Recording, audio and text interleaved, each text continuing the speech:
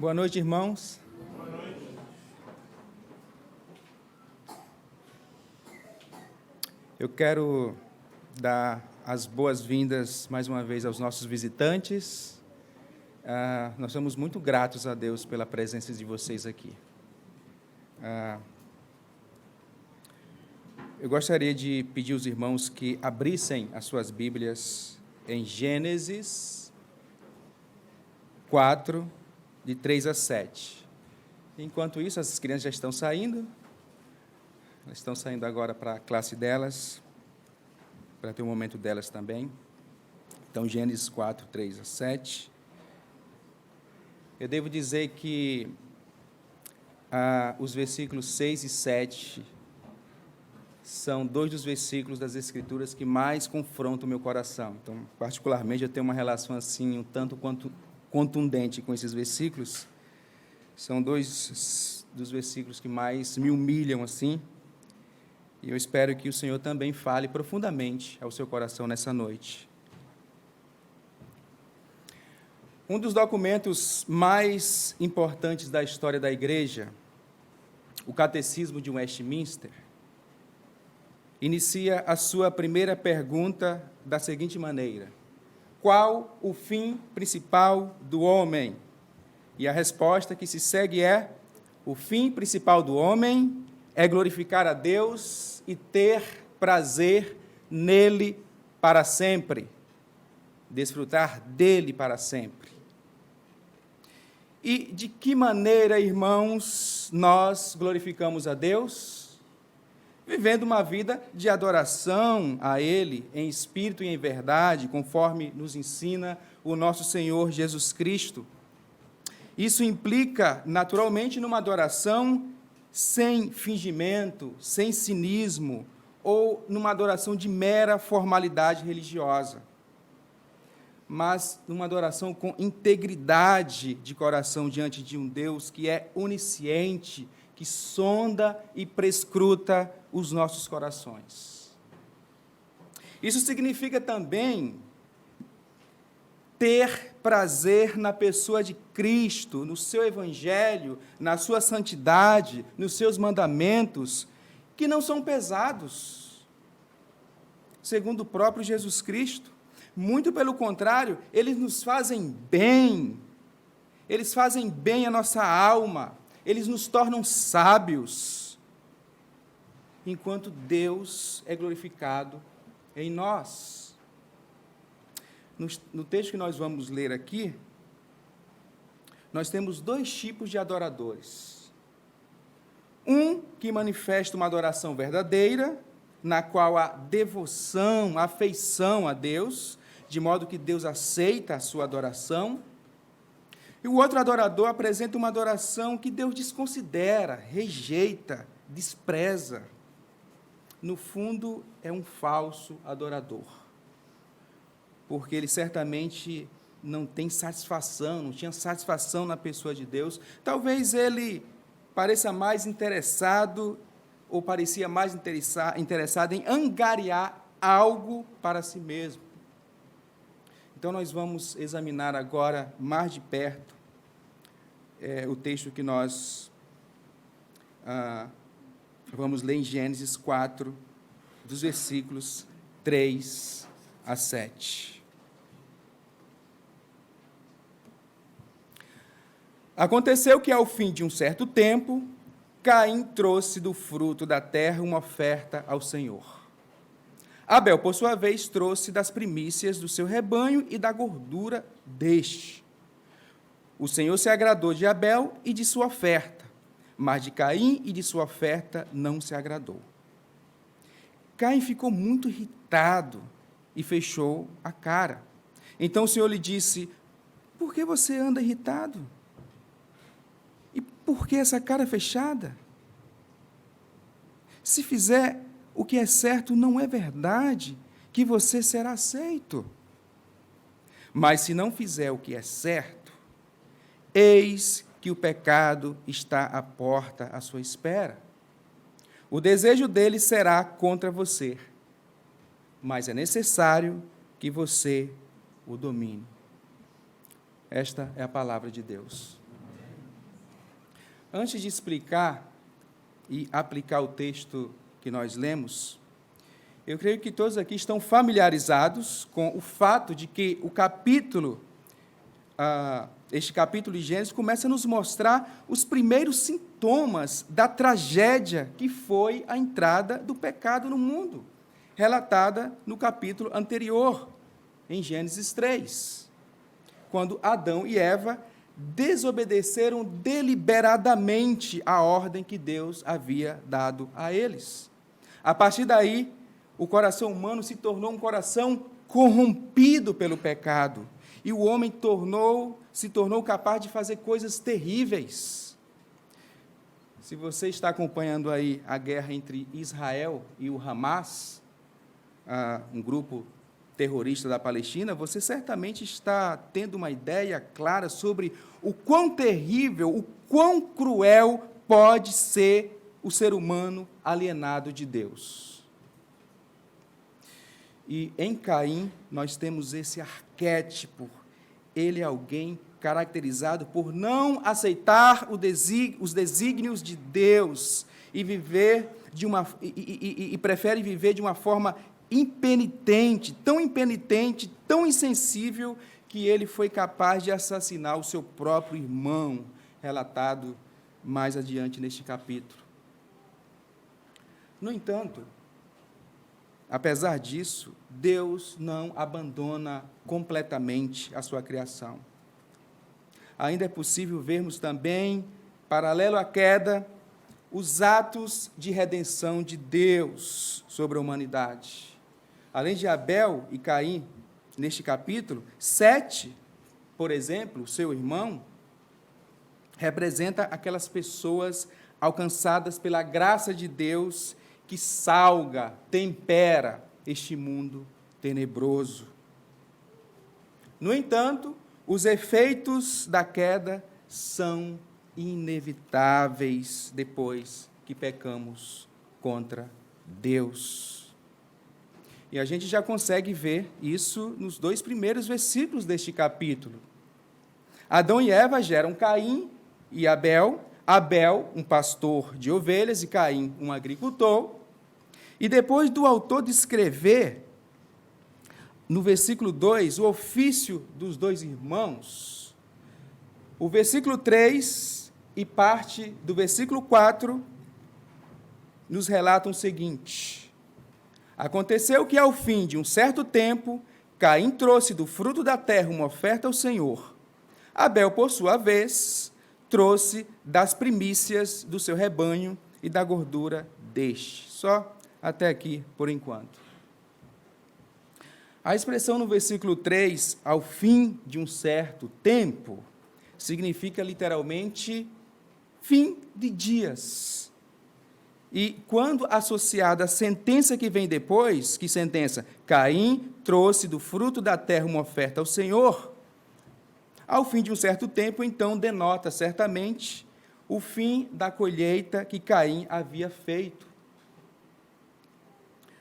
seguida pela oferta que ele apresenta ao Senhor, enquanto o seu irmão Abel oferta o melhor do seu rebanho.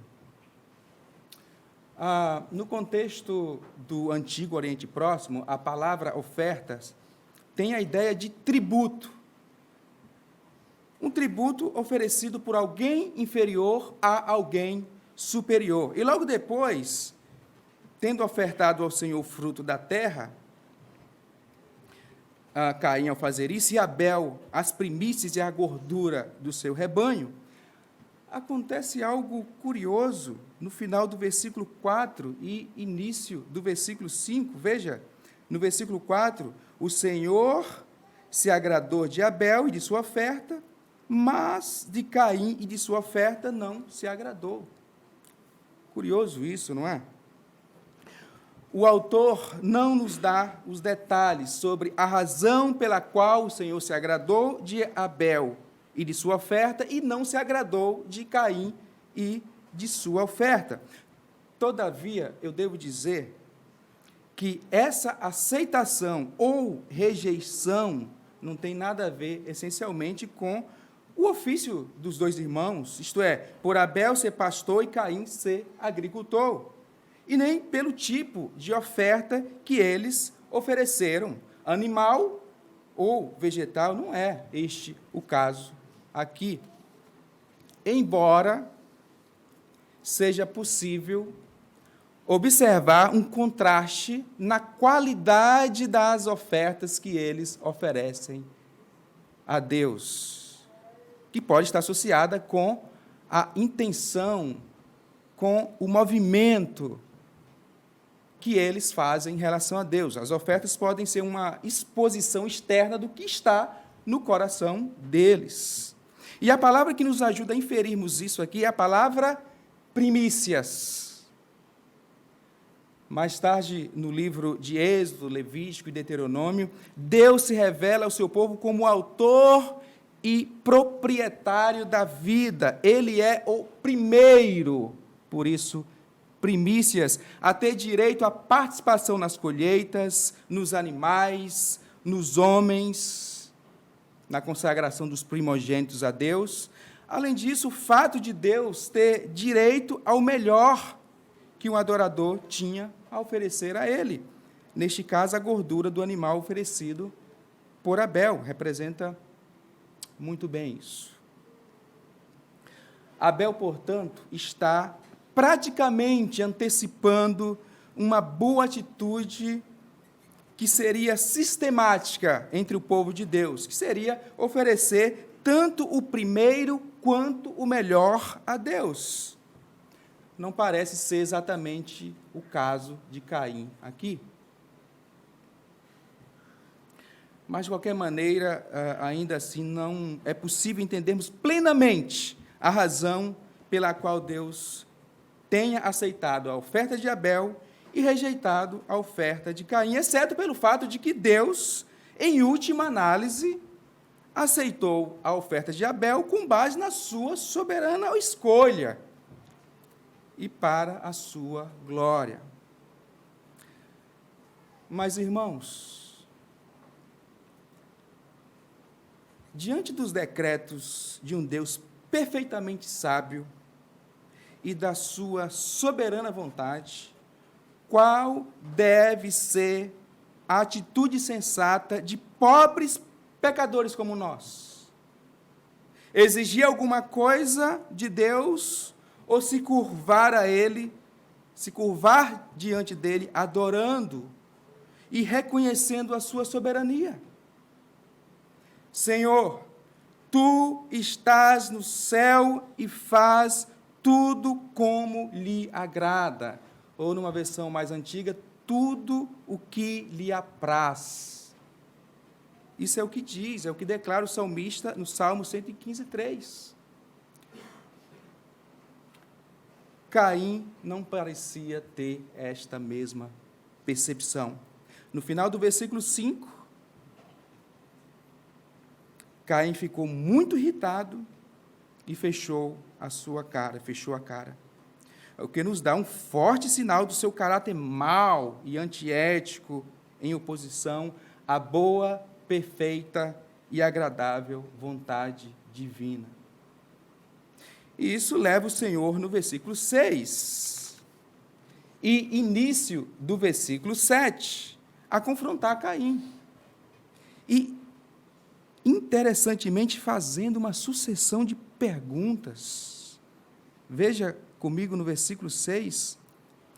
Então, o Senhor lhe disse: por que você está irritado? Por que você anda irritado? E por que essa cara fechada? Se fizer o que é certo, não é verdade que você será aceito? Interessante a precisão da palavra de Deus, né, de inclusive expressar o semblante da cara, do rosto do ser humano irritado, né? O que o Senhor está fazendo aqui, irmãos? Desafiando Caim, encorajando-o a mudar. O Senhor está perto dele, se revelando a ele, falando com ele, dando a ele direção. Olha que privilégio! ele só precisa se humilhar, se arrepender do seu pecado, voltar-se para Deus e contar com a ajuda dele para agradá-lo. Essas palavras do Senhor, embora talvez pareçam meramente confrontadoras, na verdade, irmãos, o que temos aqui é Deus graciosamente encorajando alguém a mudar. Porque esse é o modo, muitas vezes, de Deus nas Escrituras, encorajar alguém a confiar nele, que é confrontando. Uma passagem muito interessante nas Escrituras é quando Jeremias está lamentando a Deus, apresentando a Ele a sua queixa, reclamando sobre a prosperidade dos ímpios, da tranquilidade dos traidores, da maldade dos moradores da terra. E aí, quando você pensa que Deus vai passar a mão na cabeça de Jeremias, poxa, Jeremias, não fique assim, veja bem, não.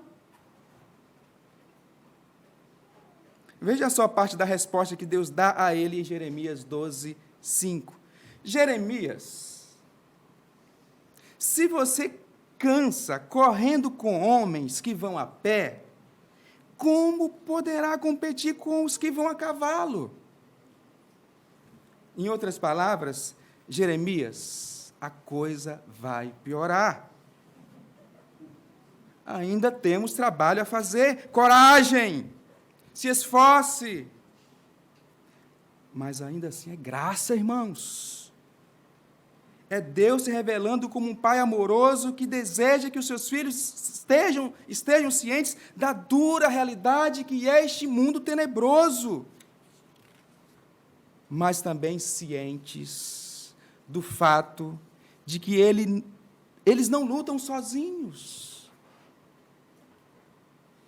Deus está do nosso lado, dizendo: coragem, vá em frente, confia em mim. Ninguém arrebatará vocês das minhas mãos.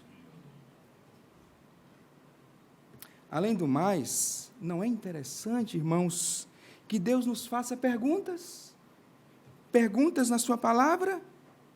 Não é interessante que o Criador e governador de toda a criação, que é onisciente, que sabe perfeitamente o que se passa no nosso coração, nos faça perguntas? Ele se inclina até nós e graciosamente se acomoda até nós, balbucia no nosso ouvido como uma mãe faz com um bebê. E nos admoesta, nos instrui na sua palavra, chamando-nos à sanidade, à sensatez. Quantas vezes, irmãos, Deus precisa fazer a mesma pergunta retórica a você, para que você caia na real. Só para não dizer que eu não falei uma gíria aqui. Para que você caia na real e volte-se para Ele. Quando Deus nos faz perguntas, obviamente não é porque Ele não sabe o que se passa na nossa mente, no nosso coração, mas é Ele nos dando a chance de refletirmos, meditarmos na Sua palavra, para que nos arrependamos, confessemos e abandonemos o nosso pecado e nos voltemos para Ele. Porque o Senhor corrige a quem ama e castiga todo filho a quem aceita. Hebreus 12, 6. Ignorar o conselho de Deus e optar por viver distante dele, quando ele o confronta, quando ele o corrige, é a pior coisa que você pode fazer.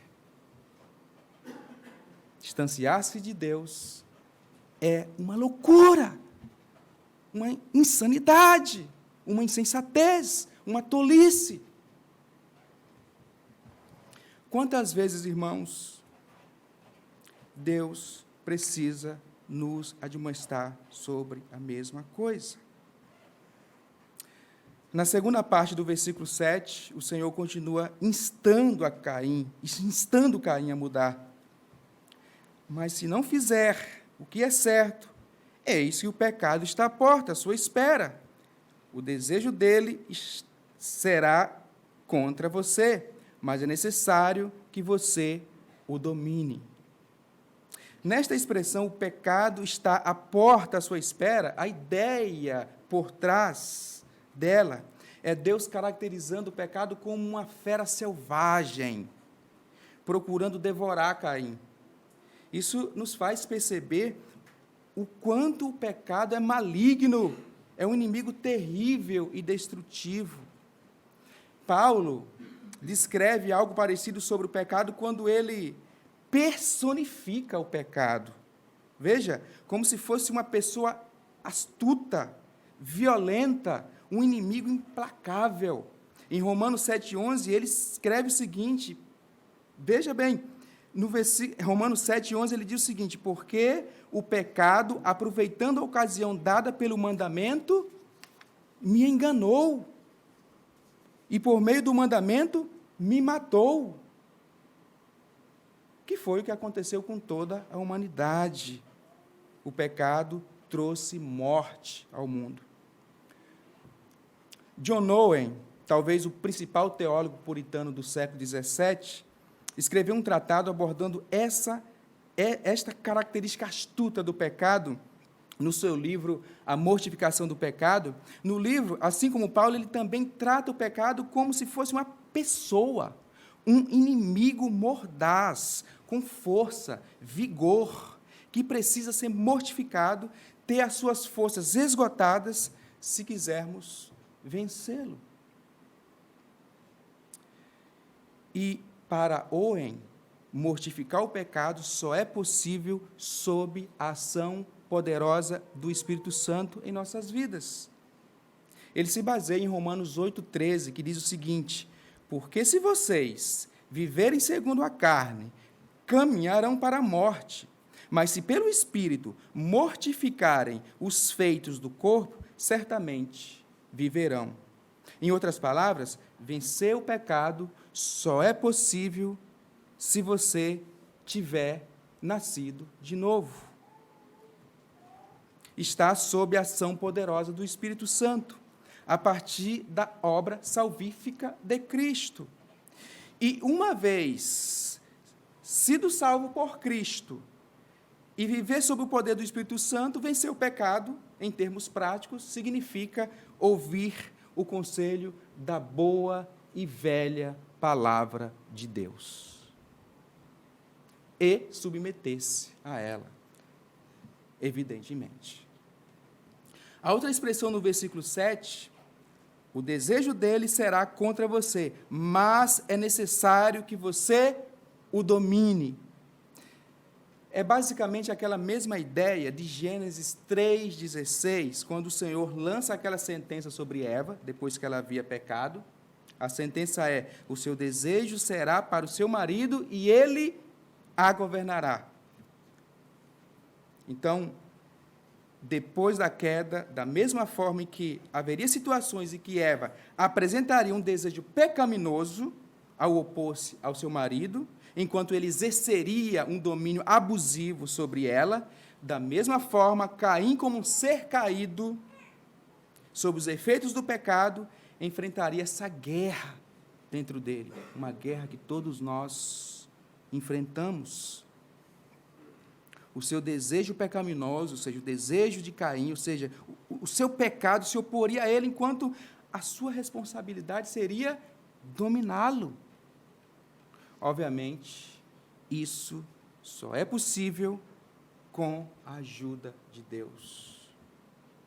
Caim deveria se humilhar e rogar desesperadamente pela ajuda de Deus para dominar o seu pecado. Mas se você ler os versículos imediatamente seguintes, ao texto que nós escolhemos para a nossa mensagem, você vai se deparar com Caim fracassando terrivelmente. Ele é vencido nesta guerra, ele se rende ao pecado, o pecado o devora, ele assassina o seu próprio irmão, provavelmente por ciúme do seu irmão e por raiva contra Deus. Ele não se conforma com a vontade soberana de Deus, não se arrepende, não abandona o seu pecado e ainda permanece numa forte oposição de rebeldia contra Deus.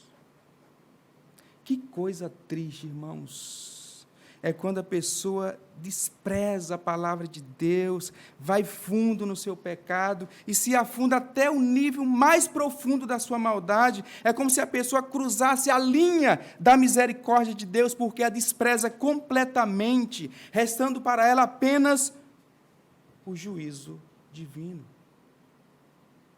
Que o Senhor nos livre, que o Senhor livre cada um de nós aqui desta situação tenebrosa. Uma aplicação final. Querido irmão, do que você tem se queixado diante de Deus? Por favor, não confunda essa pergunta com ser honesto diante de Deus nas suas orações. Deus se agrada que você exponha com sinceridade o seu coração diante dele. Se estiver doendo, diga-o que está doendo. Se você estiver aborrecido com algo, apresente humildemente diante do Senhor, inclusive pedindo a Ele um coração manso e humilde, como manso e humilde é o nosso Senhor Jesus Cristo. Mas se arrependa do seu pecado, caso as suas queixas diante de Deus sejam expressões da sua arrogância e resignação e inconformidade com o modo de Deus agir na sua vida. Talvez o livro da Bíblia que melhor ilustra alguém se queixando profundamente da sua mazela ou das suas mazelas diante de Deus seja Jó. E olha que Jó é uma das personagens bíblicas mais irrepreensíveis que a Bíblia descreve. Jó era um homem, notem, Jó era um homem íntegro e reto, temia a Deus e se desviava do mal. E aí você diria, esse homem não precisa mais de nada. Isso está descrito em Jó 1, no versículo 1. Mas nem mesmo Jó, depois de ter perdido a sua família, os seus bens, e ter sido ferido terrivelmente por Satanás e pelos homens, e mais impressionante ainda, tudo isso sob a autorização de Deus. Nem ele se sentiu no direito ou com alguma licença para acusar a Deus de alguma injustiça. Muito pelo contrário, depois das profundas queixas que Jó faz a Deus, Deus revela a ele o seu poder, a sua soberania, o seu governo sobre toda a criação, e em meio a isso, uma das coisas que Deus diz a Jó, em Jó 42, é a seguinte: olha só o que Deus diz a Jó, será que alguém que usa de censura poderá discutir com o Todo-Poderoso?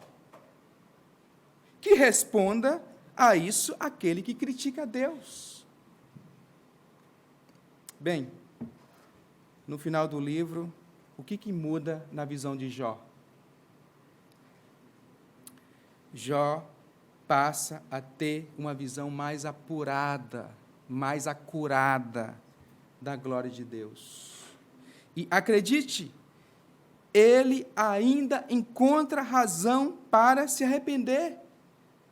Jó, sim, aquele homem íntegro, aquele homem reto, aquele homem que se desviava do mal, aquele homem justo. Eu te conhecia só de ouvir, mas agora os meus olhos te veem. Por isso me abomino e me arrependo. E me arrependo no pó e na cinza. Jó 42, versículos 5 e 6. Foi Jó que disse isso. Sabe por quê, irmãos?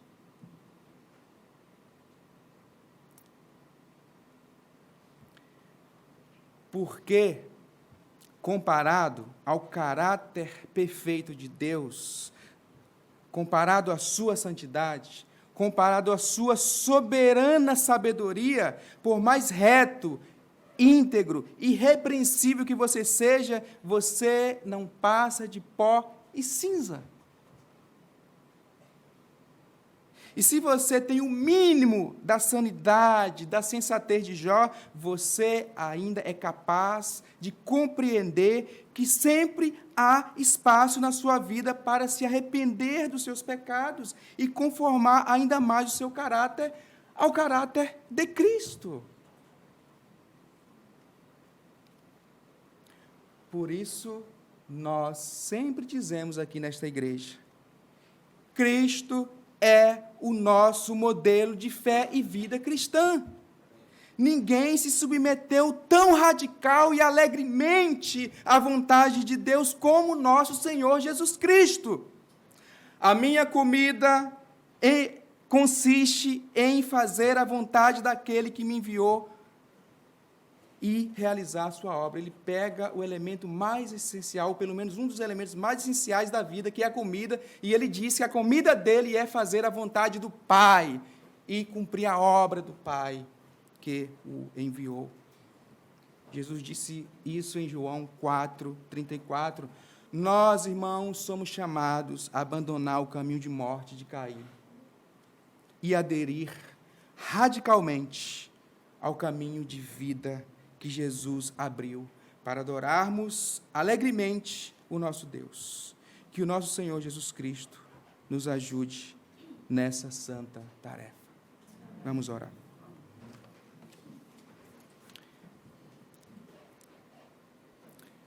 Senhor, a Tua palavra nos humilha. A Tua palavra acaba conosco.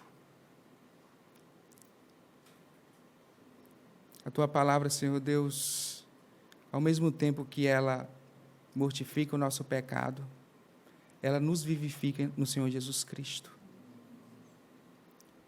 Quando nós estamos diante de um texto desse, ó Pai, onde o Todo-Poderoso sai, por assim dizer, do Teu glorioso trono, se inclina a pobres criaturas como nós, pessoas indignas, Pai.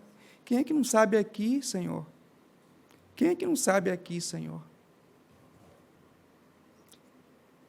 Que não é indigna, que não é indigno diante do Senhor, que não merece a Tua bondade, a Tua generosidade.